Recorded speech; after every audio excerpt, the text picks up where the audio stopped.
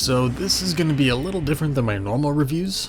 I guess it's kind of like how I review remasters, although Blood Fresh Supply and Monster Bash HD are the only ones I've done so far. Here's the thing. I am a gargantuan Powerslave nut, like much more so than the average retro gamer.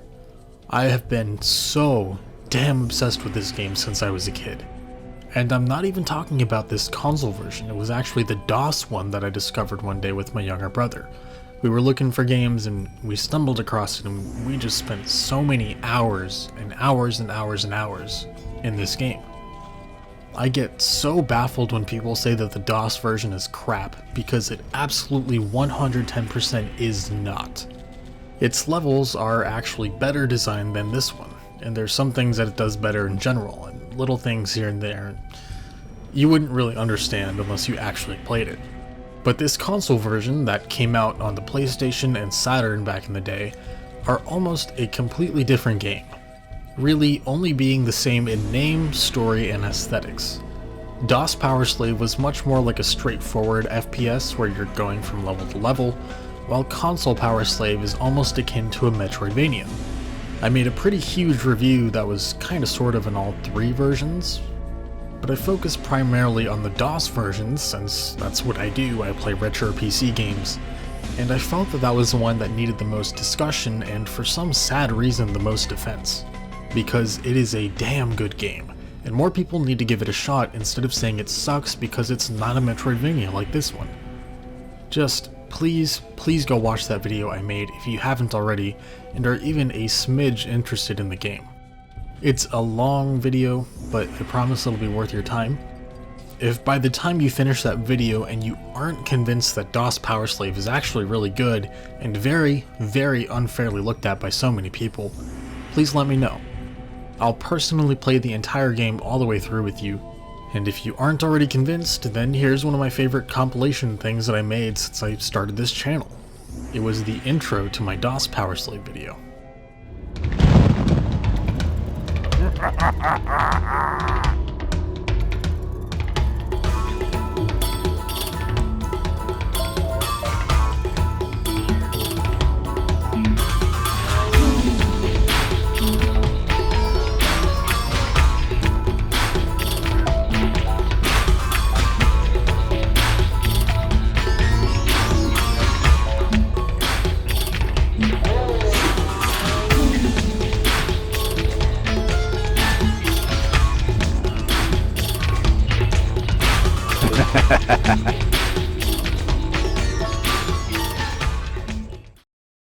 I want to give a huge thank you to my man Stephen Kick for allowing me to play this over the past couple of months and watch this beautiful creature grow and evolve very drastically as each week passed.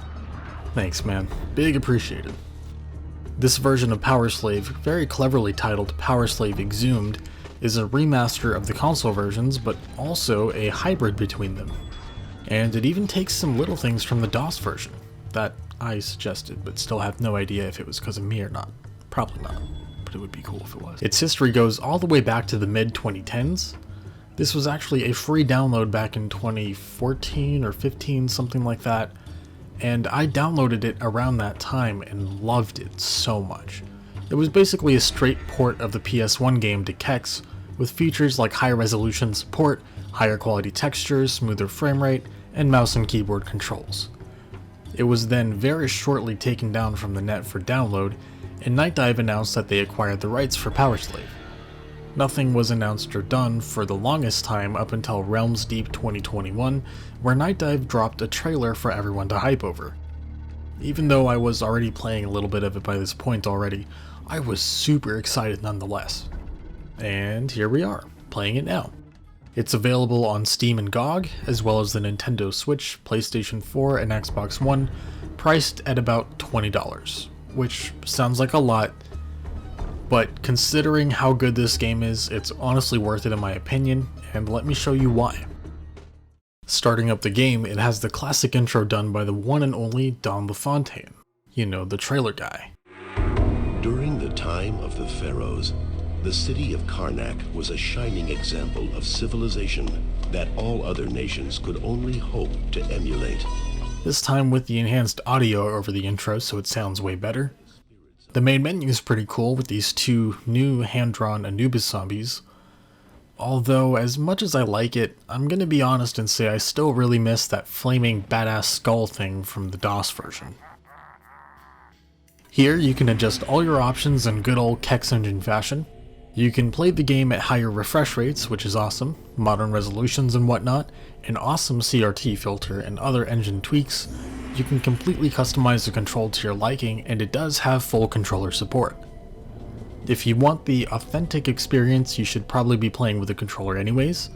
These modern controls on the controller still make the game easier, because the PS1 controls were typical for FPS controls at the time without the dual analog stuff.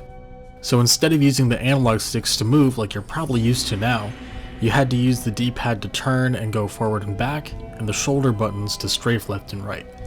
It sounds a little clunky, and it definitely is, but it is something you do get used to after a little bit. I certainly did, especially since pretty much every FPS game on the PlayStation used this. But playing the original and this new one back to back, the difference is palpable. Also added to this remastered thing exclusively are difficulty options. Normal is the original difficulty, which is honestly a walk in the park when playing on a mouse and keyboard. So unless you're playing on a controller, I would recommend the game's hard mode for a more balanced experience. Challenging, but doable.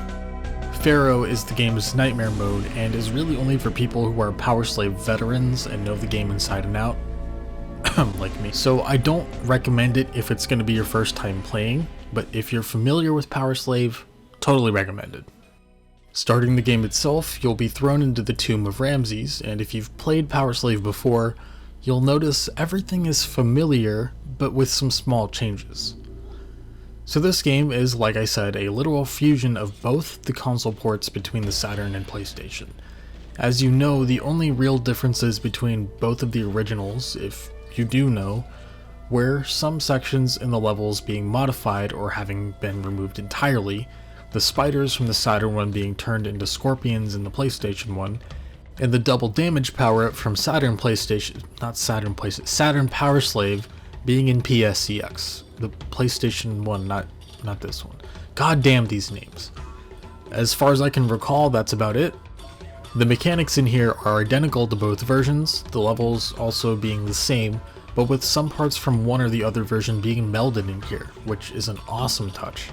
The double damage power-up and the spider enemies from the Saturn version are in this one too, along with the scorpions from the PlayStation version, so it uses them both. Although, like I said, it also uses some little touches from the PC version, which took me off guard at first, but is also a very welcome touch.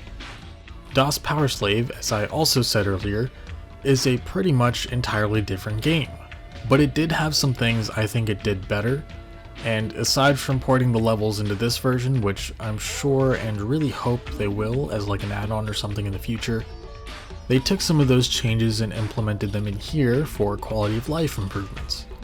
Things like the enemies now having proper death animation sprites and only gibbing when they're overkilled instead of gibbing the second they die, which to me originally made the game feel a tad artificial and took me out of it. Sadly, the piranhas still do that, but I'm hoping in the future they'll be able to make them slice like they do in the DOS version, because it was so freaking satisfying. And another touch was the scarab beetle checkpoints that are in here too, which is such a small but very welcome touch.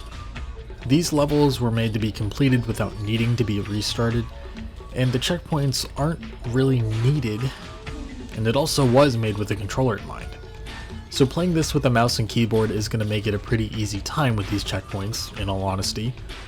But with the higher difficulties they added, these are almost essential, and both features are such a small yet huge welcome addition to me that really help improve and add some replayability to the game. Replayability as in, playing it on a higher difficulty. So, you can turn them off if you want, but they're still a welcome touch, in my book. Whenever you die, these checkpoints just bring you back to life, with all the same status and ammo and health and all that.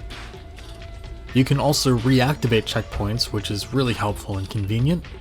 When you activate a second checkpoint, the previous one deactivates and you can go back to it for that one to be the respawn one. There's also some general new additions and things that I noticed. The first one is obviously the main menu and the world map. They've been tweaked and redone, and I think they're hand-drawn, but I'm not certain. Either way, they're still really cool to me.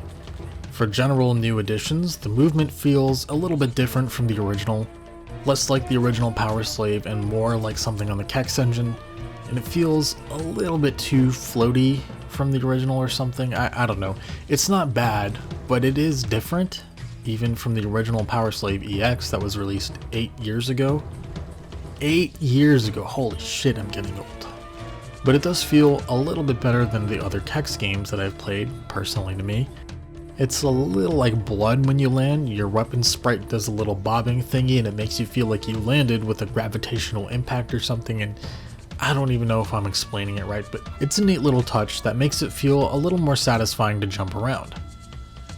If playing with a controller, Night Dive added one of their signature weapon wheel things, so this makes it much easier to swap between weapons, as opposed to them originally making you go back and forth between next and previous weapon. I noticed King Ramses' mouth moves when you talk to him, kind of like the DOS and Saturn versions. In the PS1 version, his mouth doesn't move and it makes him look like he's telepathic or something, which is also still pretty cool. I also noticed the inventory screen takes more from the Saturn version, where whenever you get an artifact it fills up like sand. It's awesome and super satisfying to watch every time. The overall gameplay is completely untouched. You play levels like normal FPS games, but then you get artifacts that give you new permanent abilities. These abilities allow you to replay certain levels to find alternate exits using that new ability, almost like in Metroidvania. Sadly, it's one specific area in one specific level every time, so it is more of an illusion and gives you less freedom than normal Metroidvanias when you really sit down and think about it. Still, a very cool thing that makes the game feel unique. And for those that don't know, I love Metroidvanias to bits. This and Castlevania Dawn of Sorrow were my gateways to the whole Metroidvania thing. Symphony of the Night came a little bit later, but that and this console Powerslave were some of the first games I bought when I finally got a PlayStation just a few years ago. You'll kill enemies, collect new weapons, find those artifacts, and find keys to open doors. It's typical FPS stuff of the era, but everything is done really well. The combat is super satisfying, as are the weapons. The level design is great, though nowhere near as good as the DOS version honestly, and you wouldn't really know that unless you actually played the game and played it all the way through. There is an added emphasis in console Powerslaves with platforming, and normally FPS games at the time did not handle platforming very well, but for this game it feels almost like it was made for it. They just handled it really well and everything felt very balanced and the movement felt great, and the jumping didn't feel like shit, so everything worked out really well in that regard. And as far as I know, this is probably the first FPS game that handled platforming almost as well as it handled the combat. Turok also did a pretty good job, but I think the platforming felt a little bit better in this one. And that probably had something to do with the FOV, I don't really know. Another thing this game handles really well is ammo. You have a blue bar for every single weapon you use, and as you use the said weapon except for the machete, the bar will go down. Whenever you kill enemies, some of them drop these blue orbs called weapon power orbs that increase the bar back up, but this applies to the weapon you're currently holding as opposed to an individualized weapon like pretty much every other FPS at the time. To me, this is such a neat idea because instead of only giving you ammo for certain weapons and making it feel a little bit more restrictive, it gives you complete freedom in how you want to kill what enemies. It's both equally a very nice and very useful touch, and the only other game I can think of that handles this in a similar way is American McGee's Alice, the original one, not Madness Returns. Man, everything in this game overall is just done so well. The music and sound too. I mean, the music and sound are the exact same. Nothing has been changed in that department, like at all. I think it's literally the exact same. Sadly, no voice acting from the DOS version as far as I know. Not yet, at least. The music is still just as awesome as before, and I still stand strong on thinking it's some of the best video game music I have ever heard in my life, especially for Oriental music. As for bonus content, there are team dolls in this game which are awesome and add a pretty good chunk of replayability to the game overall. Basically, these are just very well hidden collectibles with the heads of developers that worked on the game. You essentially need to have all weapons and all artifacts in order to be able to find all of these, but you can find some of them without having all of them. I would probably just get everything before you start looking for these. In the original console versions, getting these would unlock certain rewards for you. Like in the Saturn version, getting all of them unlocked a little multiplayer game called Death Tank, which was awesome, and the PS1 version gave you new, cooler abilities. As of this video, I have not had the time to get all of them, but in here, like this version, Powerslave EX, Exhumed, whatever, you'll be able to get an achievement. No Death Tank. Shame. Well, so Steven told me that they were planning on having Death Tank, but due to the licensing issues they had to take it out. Huge shame, since that little game was a ton of fun and it would have been an awesome unlockable. But not their fault, so something I can't really take as a genuine issue with this release. Credit where credit is due, I mean at least they tried, right? Regardless, finding the team dolls remains a challenge and is something fun to do once you completed all of the main levels. I will say a lot of them are hidden in really cheap areas, like really cheap areas, so if you do find them all on your own without a walkthrough or video, which you probably won't, you definitely deserve a notch on your hardcore gaming belt. So for my closing statements, yes, this remaster is fucking incredible as I expected, probably one of the best I have ever played. It's so true and authentic to the original console versions, yet different enough to give it a fresh new experience to those that haven't played the console versions to death. My only very nitpicky and minor gripe is that there isn't any multiplayer, and honestly that's not even something I can really fault. This game never had it, only the DOS version, but the weapons, levels, and movement would totally make for some kick-ass death matches, and I personally feel like it has a ton of potential to be expanded upon.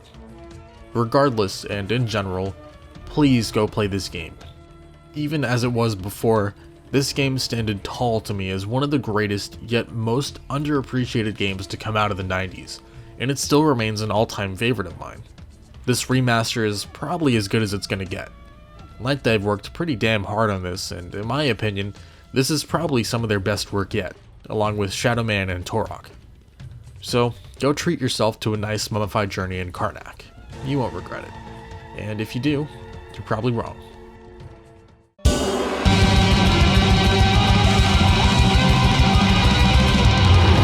Thanks a bunch for watching this RetroDeath review thing. If you like this video, I typically make reviews on old PC games. This was a remaster, so it wasn't super crazy, but usually I'll tend to go into like the history and unboxing and stuff like that. So if that's your thing, give some of these videos a shot. And once again, thank you for watching.